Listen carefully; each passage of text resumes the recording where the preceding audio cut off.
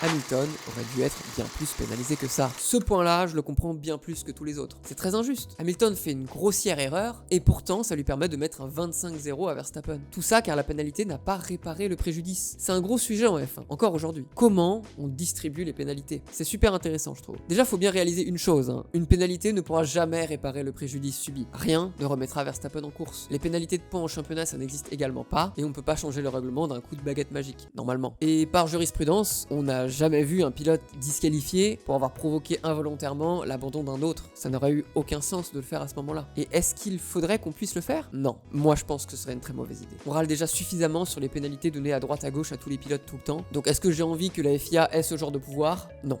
Donc qu'est-ce qu'on pourrait faire pour l'injustice de cette situation? Rien. La pénalité maximum est le stop and go de 10 secondes, et même si on avait balancé ça à Hamilton, il aurait certes pas gagné, mais il aurait quand même marqué des points. Et donc le sentiment d'injustice serait toujours là. Alors qu'avait-il à faire? Rien.